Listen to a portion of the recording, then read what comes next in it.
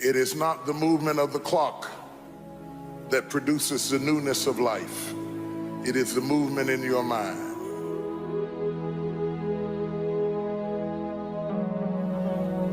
You're going to hear all kinds of things said about you. Throw it behind you. The enemies that you see today, you will see them no more. No weapon formed against you shall be able to prosper. Every tongue that riseth against you, God will condemn. This is my time. Truth of the matter is, everybody in here is going through a change. You don't have to be ashamed of yours. We are all in the process of transforming to a higher, better expression of myself. Let this be the year that I birth a higher, better expression of myself. Don't let the habits of my past stop me from this metamorphosis. New year, new me. New year, new me. What separates us is transformation. The possibility of change. The desire to evolve. The passion to get up off the ground and stop eating dirt. I'm tired of doing what I used to do. If I always do what I've always done, I'll always be where I've always been. I'm gonna throw it behind me. There's somebody in this room that nobody would think would be in a church tonight, but you drew them to this place tonight because you want them to be a new me and a new year and have a new attitude and a new mind. Because the real battleground is in your mind. That's where the fight is. You lay down with it. You get up with it. You go to work with it. You can't digest your food because of it. Smiling in front of people and nobody knows that there's gunfire going off in your head. It's not a geographical location. It's not debt. It's not money. It's not haters. It's not enemies. It's not liars. It's not backbiters. That's not the battleground. Stop wasting your weapons on what people say, because it is not what they say about you that matters. It is what you say about you that threatens your destiny.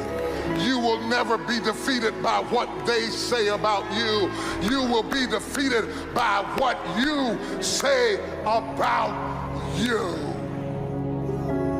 I dedicate this to you, to the greatness in you, and to the dream that you showed up on the planet to produce. And it's simply this: if you want a thing bad enough to go out and fight for it, to work day and night for it, to give up your time, your peace, and your sleep for it, if all that you dream and scheme is about it, and life seems useless and worthless without it, and if you gladly sweat for it and fret for it and plan for it, and lose all your terror of the opposition for it, and if you simply go after that thing that you want with all of your capacity, strength and sagacity, faith, hope, and confidence, and stern pertinacity, if neither cold poverty, famish, or gulf, sickness or pain of body and brain can keep you away from the thing that you want, if dogged and grim you besiege and beset it, with the help of God you'll get it. You have greatness in you.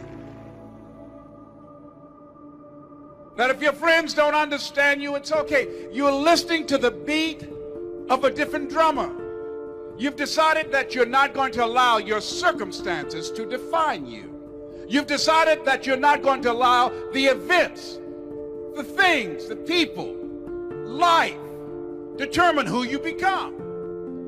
You decided that you're not going to go through life being a whiner, being a complainer, that you're going to take responsibility for what it is that you want to create. The greatest ability that God has given humankind above the animals is the ability to choose. A dog can't be anything but a dog.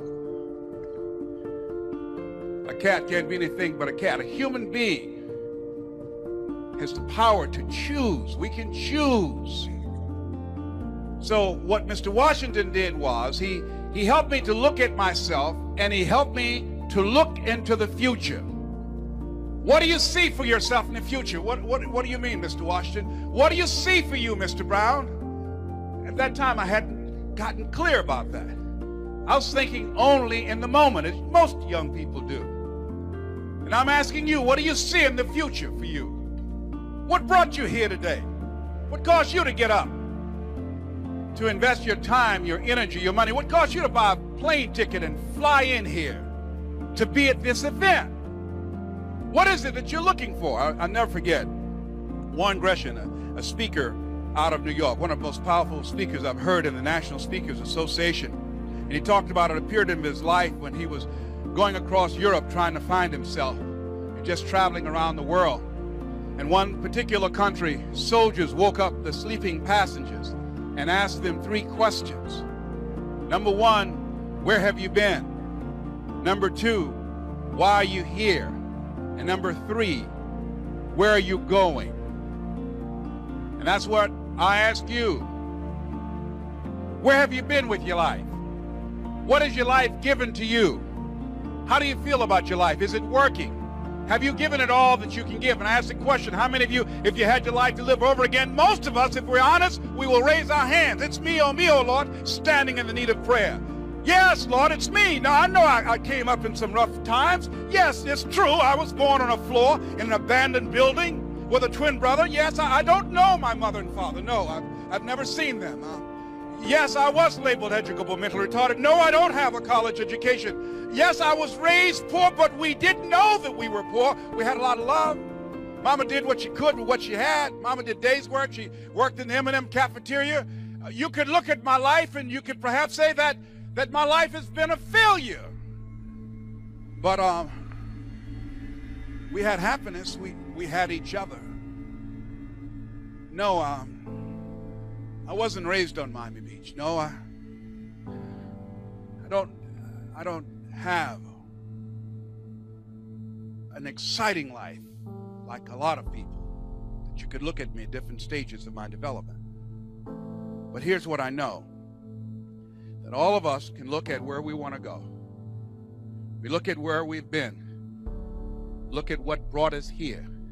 And I think that what brought you here, what caused you to show up, is that you not only want to make a difference in your life, but you want to make a difference in somebody else's life. I think that what caused you to be here is you looked around and said, hey, if by being here, by aligning myself with this organization that's using television, which is the most powerful instrument we have on the planet, that we can touch some lives, we can change how people see themselves and how they can reinvent themselves. If this will allow me to leave a legacy, to make a difference on the consciousness of young people and adults, I'd like to be a part of that. It's a cause larger than myself. Kenny Rogers said, a good life is something to do, someone to love, and something to look forward to.